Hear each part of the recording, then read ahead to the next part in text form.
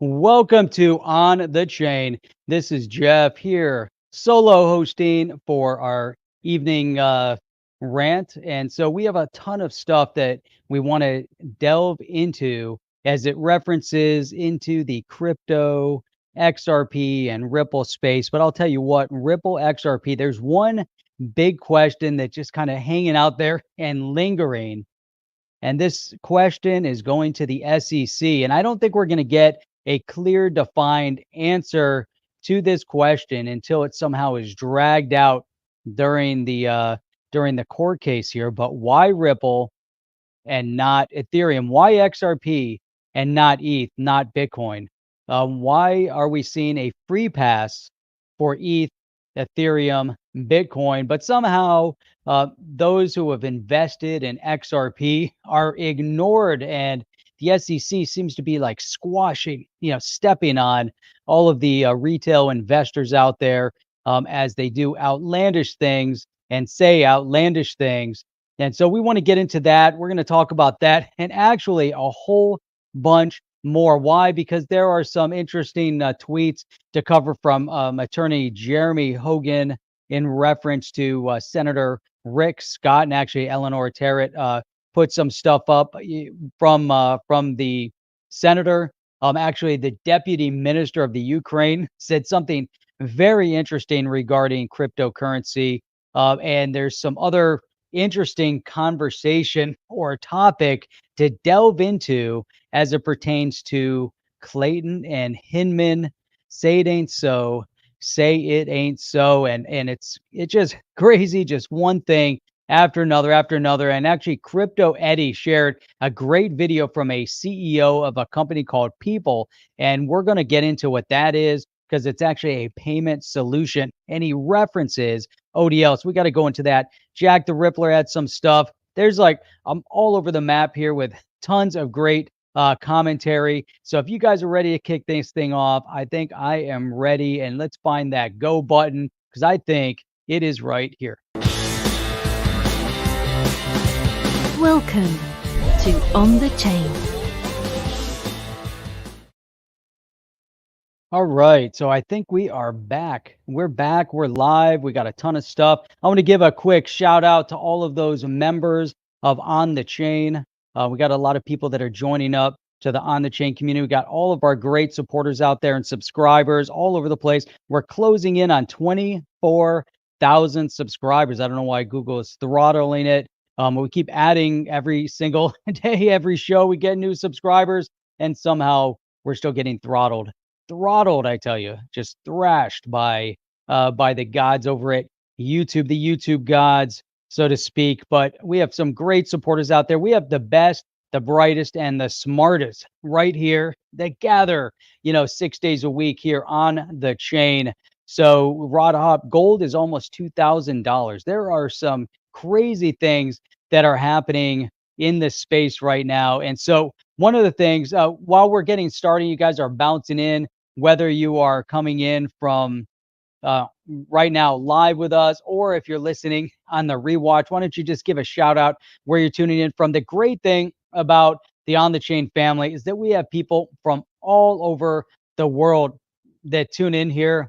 And it's outstanding to see how many people are from all over the place are getting together. And, Abby Services, hell yeah, the U.S. has got to get their shit together because, man, it's crazy. We got a leadership vacuum right now in the free world. There is almost there's very few leaders left in the free world, and the U.S. has decided to take not just a back seat but a sideline seat to making sure that freedom is alive and well. And that's here in the crypto space as well, because we see a lot of the naysayers coming out, politically oriented naysayers that are bashing crypto as we speak. And then we get a lot of big supporters also in that space. But all in all, what we're seeing day over day, even through the past 2 years, even through what we're seeing right now, unbelievable development in the crypto space. And so Crypto Eddie, let me you know what, I didn't pull this up yet. Let me put this over here and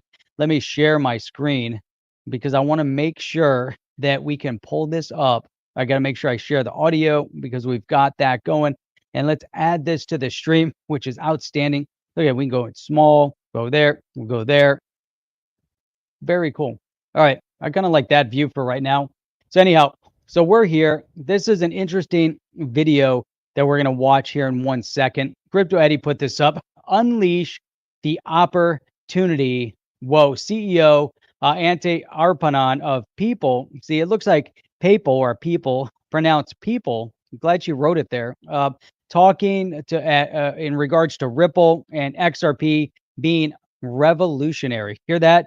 Revolutionary. And so we're hearing this time and time again. What Ripple has created, what the XRP is, what the XRPL is providing is game changing. Now, one of the game changing solutions that we all know through Ripple, through RippleNet, is ODL, which is the on demand liquidity.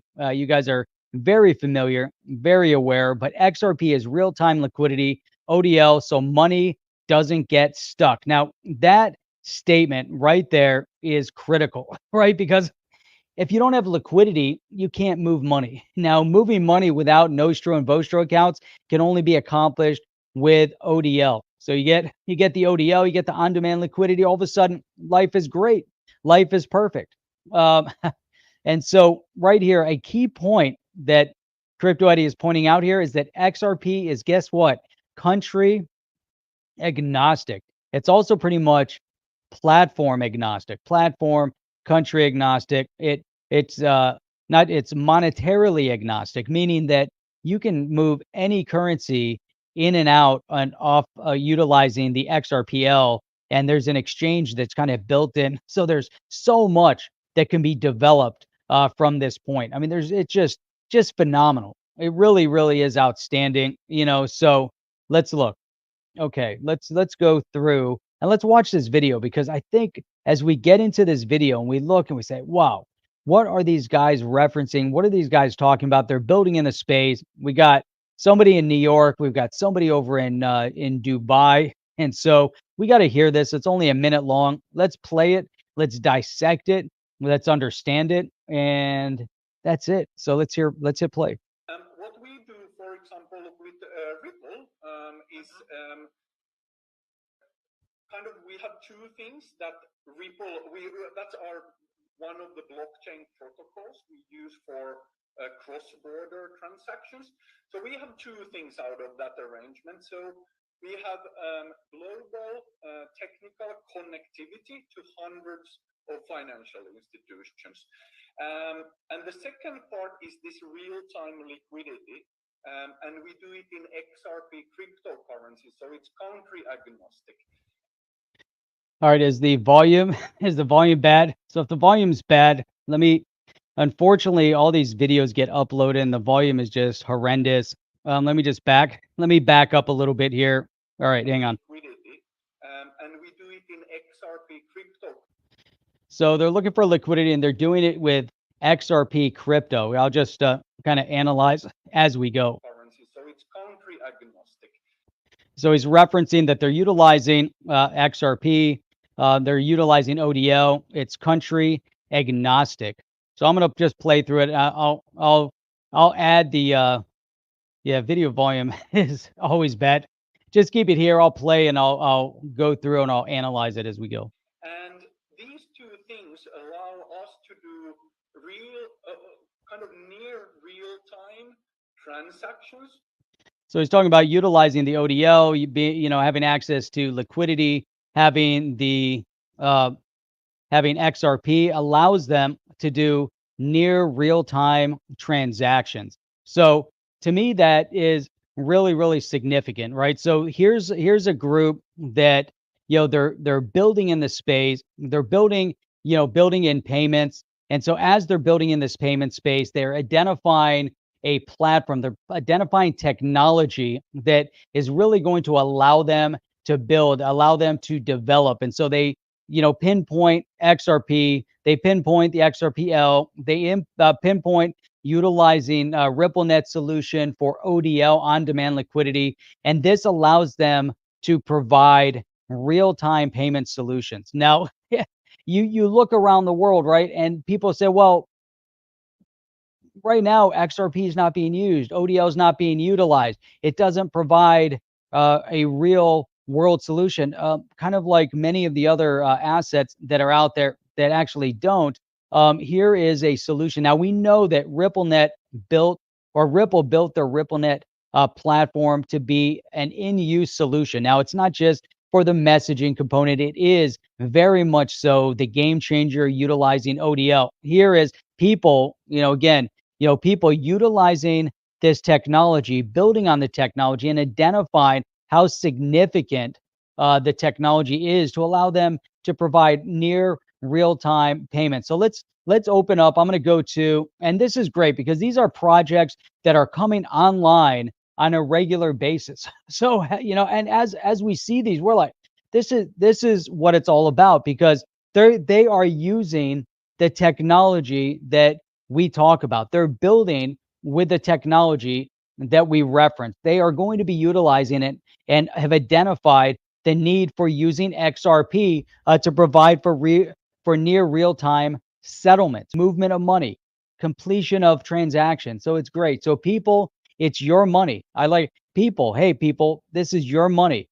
People exist because everyone in the digitalizing world should have a chance to use their money safer, faster, and smarter than cash. We are a pioneering fintech company in our region and a passionate advocate of financial inclusion. How about they're building with this new financial technology? This is phenomenal, right? Their focus here, Middle East, Africa, and Central Asia. These are kind of the regions that are drastically in need. If we think about moving money, where do they need to move these transactions rapidly? Obviously, everywhere in the world, but their primary focus right now is in the Middle East, Africa, Central Asia. Pyypl's innovative blockchain-based technology platform enables you to manage your money and use all the essential financial services directly, guess what, from your mobile phone. So the beauty of this, forget about, the dead fiat transactions, forget about, all these different solutions out there. It's really, really, important, as we look at this. People, it's safe, secure, and 100% compliant with all regulatory requirements. So this is now everybody that's running around the Middle East, Africa, Central Asia, pretty much all over the world have a mobile phone. So if you're able to access your financial services and they can onboard people, strictly through their cell phone, through their mobile device, that's phenomenal. That's absolutely, phenomenal. So let's see. Pyypl is a blockchain pioneer, multi-currency digital wallet, internationally accepted prepaid card, instant domestic user-to-user transfer, mobile airtime top-up, many country-specific features, and we see where their primary focus. It is on Google. It is in the App Store. Pyypl has solid building blocks, AML, CTF. So they're using AI, machine learning for regulatory compliance. They got the AML and the counterterrorism financing CTF built into it. So just tons and tons of great, a great building block, I should say. So Pyypl management are well-known individuals with genuine interest to contribute to the general well-being of society and to the economic development. And this is just outstanding. They've been around since 2017. So, they've got some track record here. Pyypl is a pioneer in the fintech industry in the Middle East, Africa, and Central Asia, working closely with regulators. Now, I think that's key. Now, if we look here, operational in a number of countries here. Now they're in preparation for a big expansion to a lot of different countries. So, here we go. Fair, functional, familiar, focused. They like to be first, deep fintech. So I like the idea, it's all mobile based, and obviously you can get into here. You can dig in a little bit further. It looks like they're over Abu Dhabi. And so anyhow, here's the registered address over in the UAE, over in Abu Dhabi. And so great stuff. It's really outstanding to see development here and to hear firsthand. We heard in that video, while you guys couldn't hear, I was translating the video, but we have direct utility of on-demand liquidity, direct utility of XRP, because that is exactly how they're moving real-time payment infrastructure. So imagine what we see building right now in Africa and in the Middle East. We see all this development. We saw this expansion in Europe, big expansion in crypto, on blockchain, fintech, utilizing XRP, utilizing some other asset out there. And then we fall back and we see our SEC, which is just, tripping all over themselves to do everything that is counterproductive. So crazy stuff. Jim D. Russia will do all it can to scare up oil prices as collateral and leverage to beat money sanctions. So how about that? How about that? How about we look at what people do? We look at all this great stuff, right? And we see the developments on the ground right now. Has anyone checked gas prices? I just saw a gas station over $5. It was like 506, and that was for 87, not even 93. I just paid 473 like 2 days ago for 93. And so now that is, depending on where you are, depending on on the real estate of that area, the prices are fluctuating a little bit, but crazy how high the gas prices are going, and crazy that we could be not just energy independent in the U.S., but we could be leaders with energy right here in the U.S. And so that right now is critical. If we want to really have a complete control, or at least we want to be leaders in the free world, we have to start pushing our energy. We have to push our oil to all parts of the world that need it. And right now, it's just ass backwards. What we see going on over in Russia, Ukraine, in regards to that, and we start seeing crypto. We see what Elizabeth Warren said the other day when she came out and said that, Russia might utilize cryptocurrency to circumvent the sanctions. And then we have all the powers to be, the smart people, the builders in the space, the ones that actually know something, not Gary Gensler, Elizabeth Warren's buddy that taught at MIT, not Gary Gensler, but actual people that are building in this space, people that actually work in the space, all came out, including Ripple, to say that's nonsense, that they cannot utilize cryptocurrency to circumvent the sanctions. And in fact, the only entities that are allowing Russia to circumvent sanctions are the fact that we're still buying oil from Russia, the only commodity they have, the only resource they make money on, which is oil, and we're still buying. I mean, it's so asinine, it makes no sense. Now, I talked a lot about that yesterday, but I want to point something out on Ukraine, which I thought was really, really key to really identify where we are today when it comes to cryptocurrency. It's not Russia using it; it is, in fact, the Ukraine, and we're gonna look at that one in 1 second.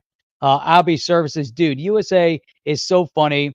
They only get 8% of Russia oil. Biden stopped the pipelines from Canada to Texas. Lots of jobs. This is a joke. It's a money grab. It's insane. The whole thing is asinine, Abby. I mean, it's so crazy. Really, we were not just going to be energy independent. We weren't just helping the economy up in Canada. We're helping the economy here in the U.S. And our gas prices were half what they are right now. Half what they a year ago. I mean, it's outlandish to consider where we're at right now.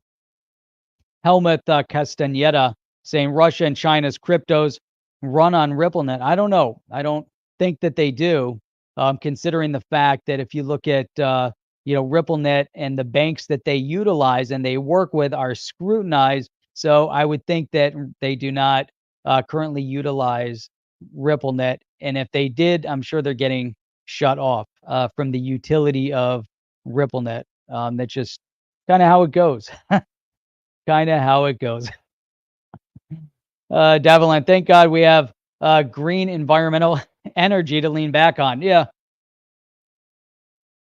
As oil prices are skyrocketing through the roof, even Elon Musk is coming out and saying, drill, baby, drill. We need oil. Turn it on. We need oil. We're not there with electric vehicles. We're not there with solar. We're not there with wind. And in fact, I love how people ignore how ugly how ugly the windmills are. They put windmills all over the mountains, and you're driving around, you see windmills everywhere, and it just kind of pollutes the environment. And no one's talking about the massacre of all the birds, and when it comes to electric vehicles, what do they do with the battery? That's a whole different conversation. But anyhow, I have to get back on track here, so I'm looking for this one statement. There's a great so here it is right here. So now I'm looking at this. There's a statement from Watcher.Guru, and I don't have a news article specifically where this was stated, other than on Twitter by Watcher.Guru, and this was earlier yesterday. So Justin, Deputy Minister of Ukraine, says we are able to operate internationally. Guess what? Because of Bitcoin and crypto. Bitcoin and crypto. Interesting. So this is how much the money is being moved around and gets into the hands of the Ukraine. And actually, we've seen a ton of crypto that's moving in that direction. So DeFi Boy says, for those saying that crypto is just helping Russia, that's right, not helping Russia. I mean, this is just ludicrous. Here you got Ethereum is owned by JP Morgan. So is MetaMask. That was how they shut it down in Venezuela. The financial wars in Ukraine. Let me go back before my carrot soup gets cold. Let's see. Will it be long lasting? Okay. Long term, short term. All right. You got kind of get this idea. We kind of go through everything that people are referencing, and then boom, all of a sudden, as we're going down through the replies, all of a sudden we get this nice GIF here from Bank XRP that was forwarded on. This is from 2017, right? So Dash 10 transactions a second, Bitcoin 16, ETH 16, Bitcoin Cash 24. There's your Litecoin chip at 56, and then XRP at 1500 plus transactions. That's old. That's from 2017. So that's 5 years old already. 5 years. I mean, I don't know where the time goes. It's just insane. Insane stuff. I don't know. I can scroll through this, to infinitum. So, man, what else we got here? What kind of commentary, questions? What are you guys thinking out there? I see a lot.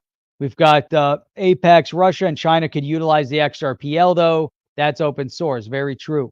They could be tapping into the XRPL. They could be tapping into a lot of different platforms if they so chose or choose one or the other. Here we go. We got Jim D. Too many crypto hodlers to provide liquidity for big oil contract purchases. So let's see what else we got here.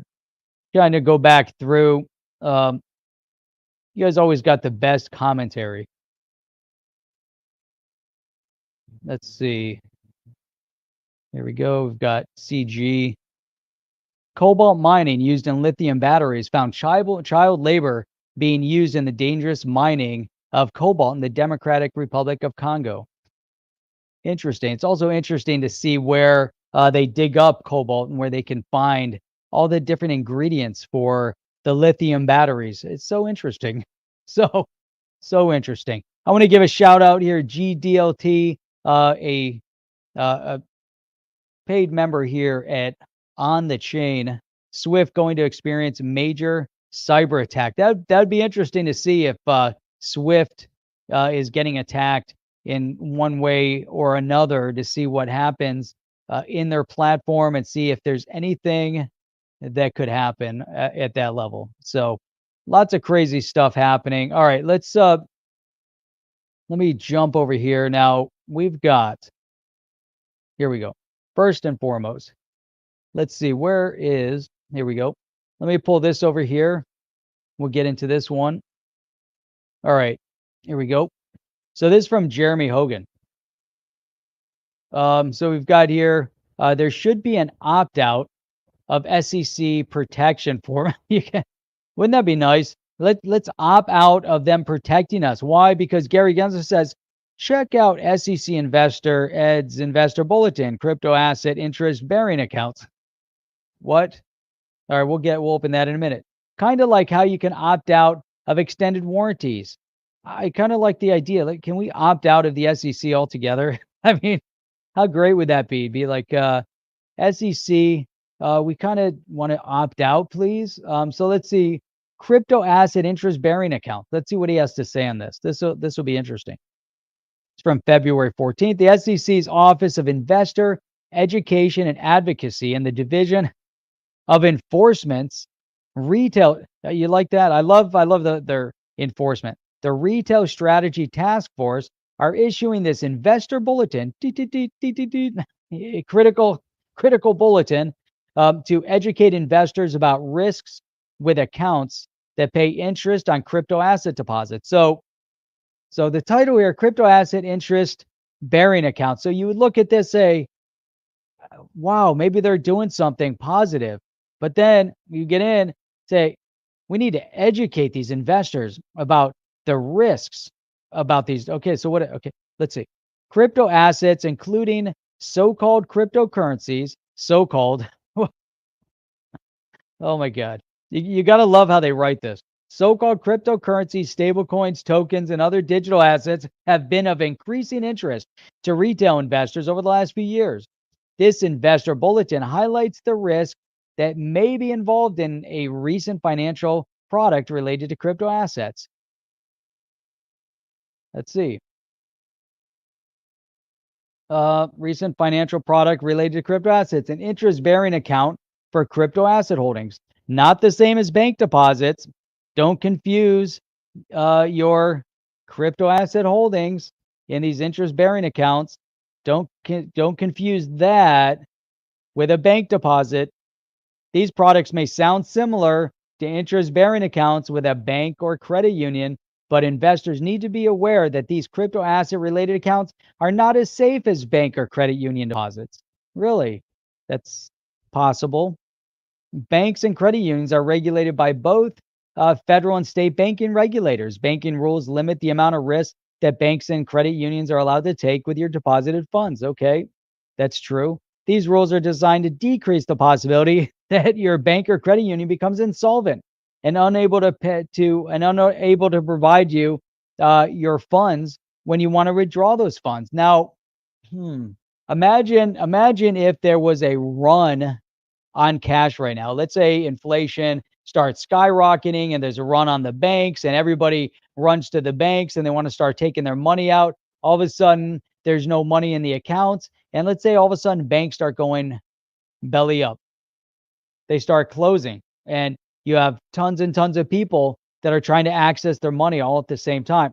Now, although that it would be insured and backed up at the FDIC, you still don't have your money. So, I mean, but here, in addition, the Federal Deposit Insurance Corporation and National Credit Union Administration provide an additional level of protection by insuring your deposit with a bank or federal credit union, should your bank or credit union. Now, some of these groups out there, they're not FDIC. We all know that. There is a level of risk investing in crypto asset. Everybody knows that. There is a level of risk investing in these companies that are providing crypto asset with interest. There is some level of risk, but they also have done some due diligence as much as we can look into them for, and they've taken out insurance, third-party insurance. Others like Bit.True that I believe are still self-insuring. Now, I don't know, so you're going to stake your crypto.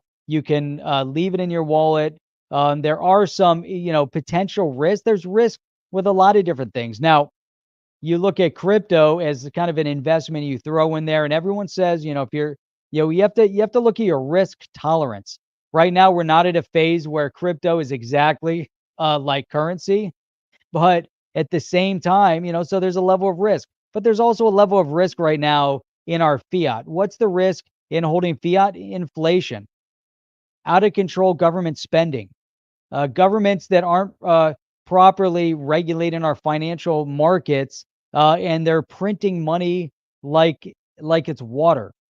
And so when they're printing money like it's water, then when inflation skyrockets, the value of your fiat currency that's sitting in your bank doesn't go up, it goes down, it decreases. And right now we're seeing massive inflation. Look at the cost of gas. What gas cost us a year ago is half of what it costs us today. So our dollar gets you less gas today than it did a year ago. It gets you less milk, gets you less bread, gets you fewer eggs. It doesn't go as far as it did a year ago. Even rent is skyrocketing all over the place. So rent, your dollar went a lot further when it came to rent just 1 year ago. And that's the risk with fiat. Now, it's the same risk that we'd have with cryptocurrency. However, cryptocurrency, as a direct comparison to the fiat currency, has actually increased more over the past year than fiat has. So if fiat is going down and cryptocurrency is going up, what does that tell you? What does that tell you when you have somebody like that CEO from Pyypl that's saying the reason why they are so excited about using a platform like RippleNet and utilizing ODL is because they can have instant settlement. They can move money efficiently. They can move money cheaply. And these guys are compliant and they're utilizing a blockchain solution and they understand the benefit of that blockchain solution. These guys, where they go, and so here you have it. It gets to a point where you look at this and you're like, do they really know what they're talking about? Do they really care to know what they're talking about? They're focused on things and they're highlighting and underscoring. So maybe there are a lot of people will say, hey, I thought that those accounts were FDIC insured, but here, what's the risk? Crypto assets held in interest-bearing account may be used to invest in various crypto asset-related products, schemes, or other activities, including lending programs in which crypto assets are loaned to borrowers. The interest being paid to you is based on these investment activities. These investment activities by the company are subject to the same risks that you are subject to with crypto assets: volatility, liquidity, or illiquidity in the crypto asset market. Interesting. The risk that the company holding your asset may fail or go bankrupt. Okay. What if you buy stock? Now, if you buy stock and the company goes bankrupt, what's the risk that you take in investing in that stock? I mean, this whole unpredictability of our fiat right now, changes in regulation by federal, state, or foreign government that may restrict the use. Okay, so that's saying something. What are they alluding to? The inability to be made whole should fraud, default, or mistake occur. So, they obviously, I mean, yes, there's fraud, but guess what? How are you going to be made whole if there's fraud and you get defrauded out of fiat? What if you default? What if there's a mistake and then you have to fight to get it back? Now, fortunately, in some scenarios, if you're using an exchange, there is a way to get to get compensated. They are looking out for the users of the platform, the investors on the platform, potential fraud, technical glitches, hackers, or malware. Wait a minute. But this is everywhere. I mean, hackers and malware are impacting people regardless of what type of currency you're using. Your holdings of crypto assets may be adversely affected should any of these risks be realized in the company's investment activities. Okay, well, great. This is just awesome. I think great. The SEC announced charges against BlockFi with regards to their interest account. Now they have these charges, but again, they're ignoring the retail investor. According to the SEC, investors lent crypto assets to BlockFi through the BlockFi interest account. BlockFi used investors' crypto assets to make investments, including loans to institutional investors, and investors received interest paid monthly. What do they find? That they were securities. These are securities. So what does a bank do when you have a bank that's you're getting interest? Are you buying an unregistered security when you're oh my God, if you put your money in a bank account, is that an unregistered security now? BlockFi did not register its offering So yes, if they didn't come in, they're operating outside the law. In addition, according to the order, BlockFi made materially false and misleading statements on its website concerning its collateral practice, thus understating the degree of risk in its lending program. Now, this is the one area I say, you know what? This component here makes sense to me because I saw that on multiple platforms where they don't really highlight the idea of the collateral, that there is a degree of risk when you're borrowing, that you do need to top up. There's not enough discussion, or and it's there. You have to find all the details on it. However, it's not like on page one. Anyhow, that's enough of that. But I just thought that it's just, highly, you know, suspect to see some of the things that are going on right now in this space. So then we've got, okay, here's this has to do more with the Chinese controlled companies here in the US, but uh let's see what we've got here. Now, Eleanor Terret had posted this. Someone else had posted her tweet. Who was it that pushed? Let me see. Somebody else was promoting her tweet. I have too many of these open at this moment. Let me see. No, I guess it was Eleanor. Okay.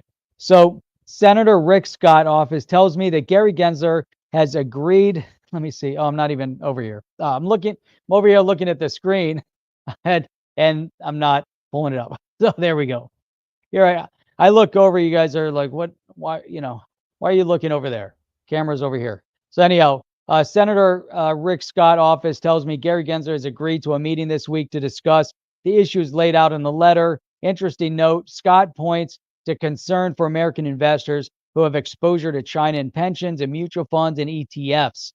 Gensler, let's see. Okay, so let's see what Rick Scott. Now I've got Rick Scott. Where's his tweet? Oh, here it is over here. Okay, so here's Rick Scott's tweet right here. I'm urging the SEC chair, Gary Gensler, to address the threats posed by communist Chinese-controlled companies operating on U.S. exchanges. We must use every resource to protect American investors and our markets. So there is some concern about some of the things that are going on regarding, some of the companies that are operating from China and that are on our exchange. And so what is the legitimacy? And that has to be looked at. See, Explosion X2, you'll have a better chance at getting the SEC to do what you want if you go through Jamie Dimon to get it done. Is that about right? Step down already. I think we need a complete administration changeover, and we'll be able to get rid of him. Tag said, I joined this fight against the SEC over concerns for my family's financial future. While that is still a big concern of mine, it's taken a backseat to the national security threat. Both Bitcoin and Ether pose to our country. Our children's future depend on it. So now, I don't know about singling out specifically Bitcoin and ETH as a national security threat. However, I know that we've seen the SEC or some others that have referenced that. But let's see what that is exactly. Let's see how they've twisted this narrative. Let me look here. So here we have, okay, national security. This is Grunfest to Jay Clayton. National security considerations also at stake. Correspondence from the United States Senate to the Director of National Intelligence and to the National Security Advisor regarding national security concerns arising from Chinese control over Bitcoin and ETH underscore look at it, arising from Chinese control over Bitcoin and ETH underscore the benefits of measured interagency coordination regarding matters implicated by the contemplated proceedings. The Director of National Intelligence has also reportedly written directly to the Commission's chair regarding that issue and has offered the chair a briefing. Let's see. Threat to national security posed by the dominance of Bitcoin and Ether with no effective U.S.-based competition. So really the concern is, how much control, and now I don't know when this was posted, when that letter came out specifically, but do we still see the same level of dominance and control over in China, over Bitcoin. And I think that would be, a very relevant and concerning question to look at. Does China still have some form of dominance over the mining? Because we know that China has also been looking towards shutting down a lot of the mining operation, which pushed a lot of people out of China in regards to mining. So see here. Allison Goodwin, Bitcoin and ETH are Klaus Schwab's choice cryptos. And that's part of the issue. I mean, we look at this, how this whole narrative is unfolding. XRP, can't be 100% sure. Can't be 100% sure, but I think it's magic. Now, we look at ETH, and for some reason, ETH gets a free pass, by the SEC. We look at that, we're like, doesn't make any sense, right? The whole thing, the narrative is just upside down. I mean, it's just right. Nothing makes any sense anymore. I mean, everything. It seems like we moved into a parallel universe, and it's just like we're going down the straight and narrow. Everything was great. Economy was great. Gas prices were low. We had relative security all over the world. Everything was phenomenal. We're loving life, everything. And then all of a sudden 2020 happened. And for the past, now for the past year, it's just like nothing makes any sense anymore. And then we start unfolding and you start peeling back the onion and you see more reference to the insanity of things and the cover-ups and what happened with Ethereum and the SEC. I mean, it's just like you start really digging down deep and you don't want to look at the next layer. Like I don't want to see what the next onion layer holds for us. It's terrifying. Is it better to just run around in bliss, being in just complete ignorant bliss and just be happy? I mean, because then if we're just happy, it's perfect. It's just happy, and we don't know any different. Maybe that's a better scenario to be in. I don't know. But all right, let me pull up this other one. I love this. Mark Phillips had some good commentary here and issued an interesting change up on somebody's tweet. So let me see if I can get this open here. Hang on a second. Here we go. Gotta just kind of moving things around. Here we go. Hang on. It didn't open. There we go. So we don't want to start with Mark Phillips. Got to start with Barry Silbert. So who's Barry Silbert? Barry Silbert is the founder and CEO of DCG, CO, parent of Grayscale, Genesis Trading, CoinDesk, TradeBlock, Foundry Services, Luno Global, investor in 200 companies. Is that COS companies or COS something else? I don't know, but that's a lot. They're the parent of a lot of different things happening in the space. I love CoinDesk. Love going there. I love always some good stuff on there. Now, here's this tweet. Governments around the world have unintentionally created the perfect environment for Bitcoin to proliferate and thrive. It is unstoppable. Now, I agree. And now Mark Phillips changed this up a little bit. I agree with this part. Governments around the world have unintentionally created the perfect environment for. Now, instead of Bitcoin, I'm going to reference, to me, it's cryptocurrency at large, right? But we can even go a step further. And in fact, Mark Phillips did go and he took it a step further. Not just crypto, but Mark Phillips took Barry's statement and said, you know what, Barry, I've fixed it. I don't think your statement was correct and it needed a little bit of a grammar correction, maybe a little spell check. And in this case, governments around the world have unintentionally created the perfect environment for XRP to proliferate and thrive. Why? Because now it is unstoppable. Now you gotta love that. Now Hans Lotus says, was it unintentional? That's a good question. Not 100% sure maybe it was, maybe it wasn't. But now what could be intentional is that they're thinking, well, we're going to push people over to the digital currency. That's why you got to get the digital dollar, the digital euro, want all those CBDCs rocking and rolling. We want that programmable money ready to go because of, all this great stuff. Yeah, everybody wants that programmable money, like that digital yuan. Everybody loves that digital yuan. It's so perfect. It's tied into social scoring, and everybody loves to live with social scoring because you know how great it is when the government controls your money and they, can regulate everything that you buy. And if you buy the wrong thing, or you think the wrong thing, or you say the wrong thing, or maybe you post on the wrong platform because they don't like that platform anymore, you responded to the wrong tweet, and all of a sudden they're shutting down your money. Kind of like that dictator up in Canada, doing the same thing when they were shutting down people's access to their bank accounts.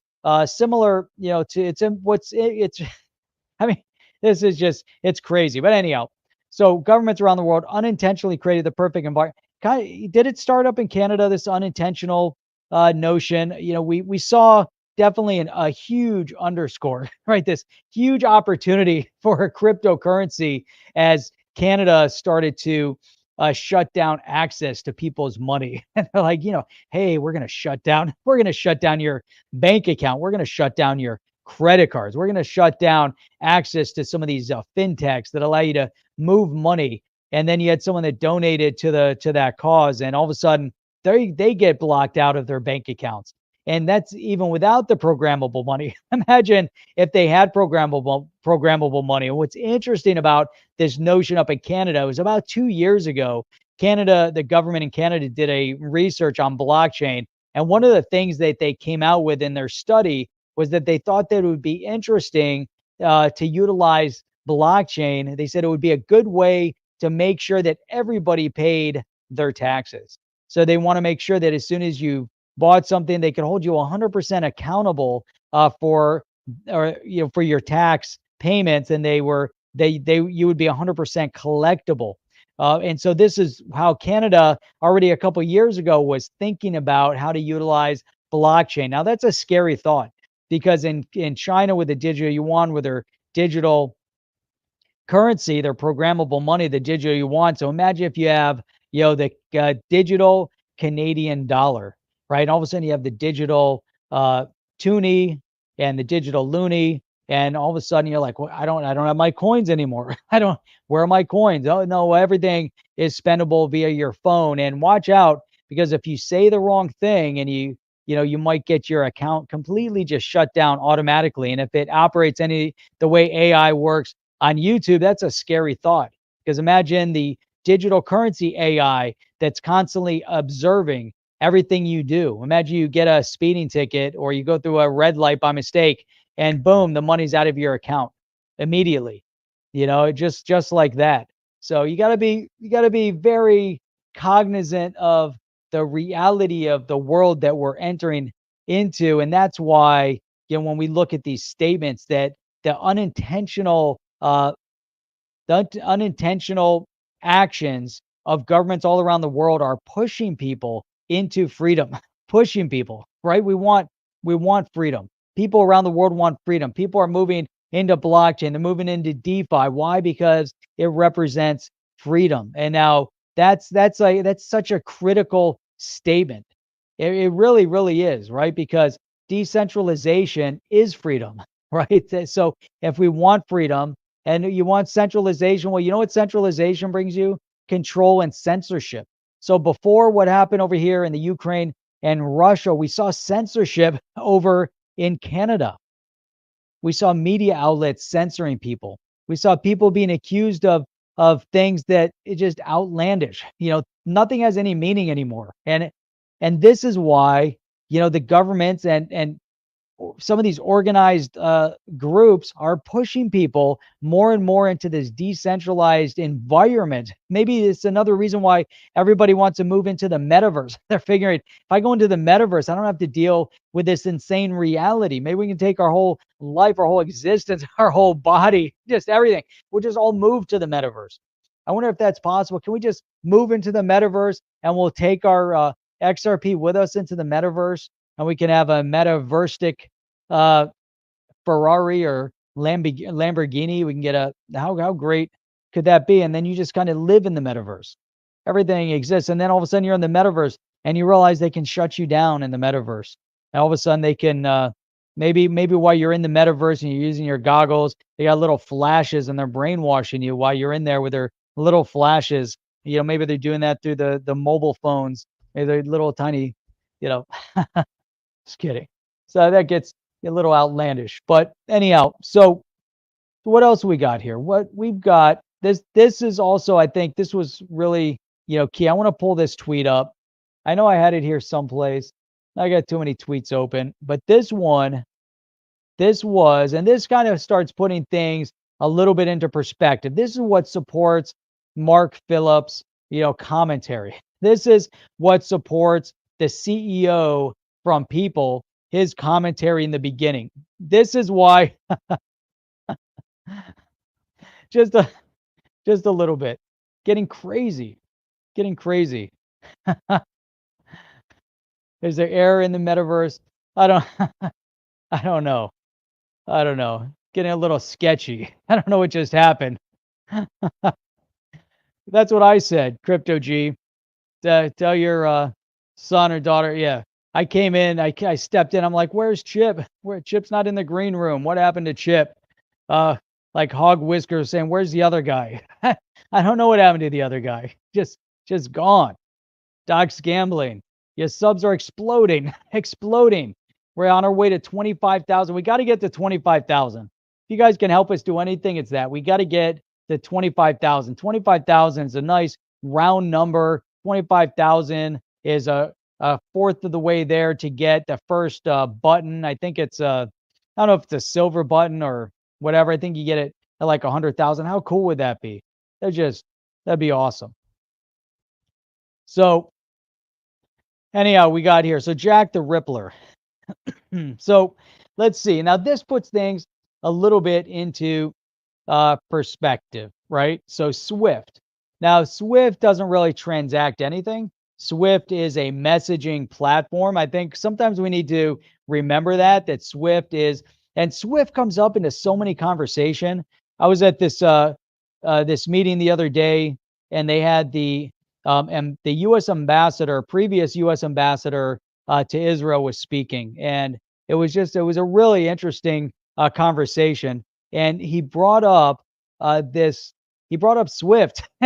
So he brings up Swift. I'm like, everywhere I go, people are talking about Swift now, and Swift is somehow being intertwined in the conversation. He brings up Swift, and I'm thinking XRP. I was going to shout it out.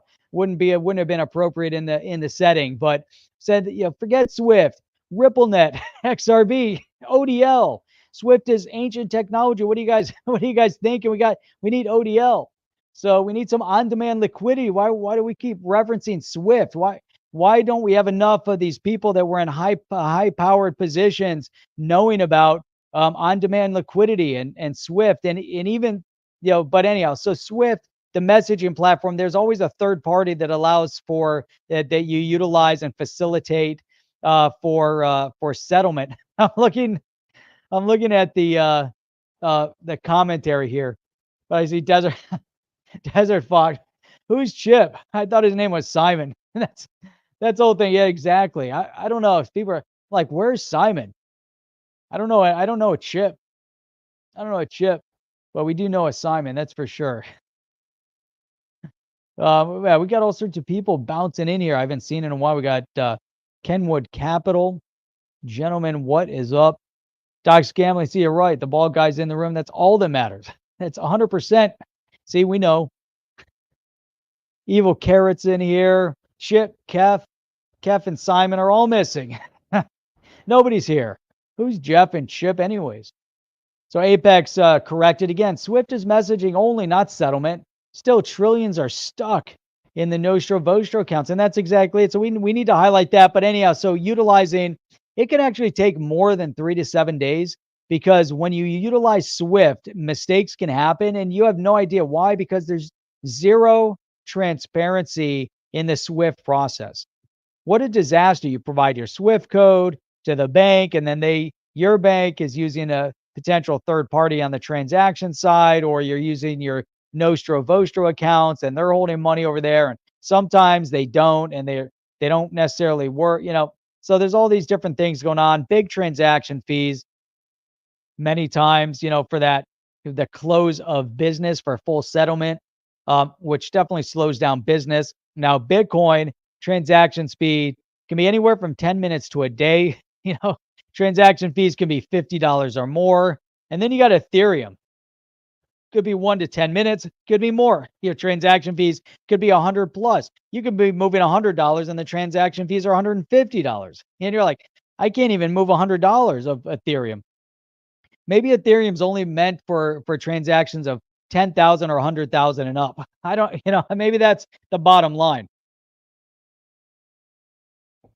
But XRP transaction speed out of all of them, right? 1 to 3 seconds. Now we all know this, right?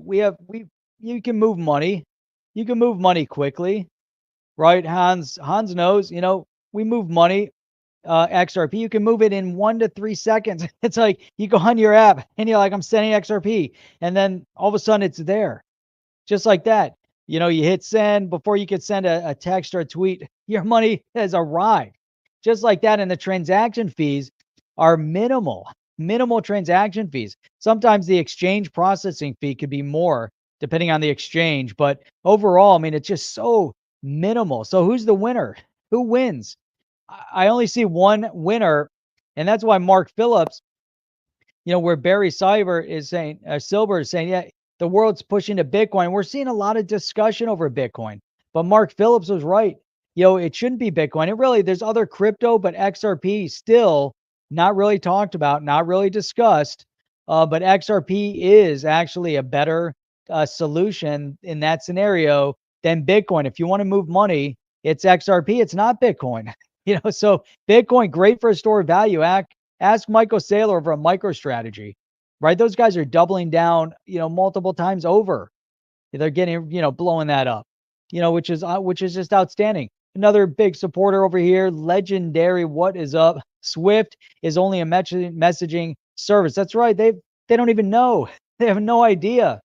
Evil Care. Most people had no idea what Swift was until a week ago. Now all of a sudden everybody knows. Why? Because it has become the topic of conversation when they say, we're going to cut off Russia's access to Swift, except when it comes to their oil. So if we're going to buy oil from them, the only solution we have is to move money via Swift. Oh, and by the way, Russia has their own solutions for internal money movement, and China is also working on some solutions. And maybe we're going to push, Russia and China a little bit closer to using their own solution. I don't know. That's just how it is.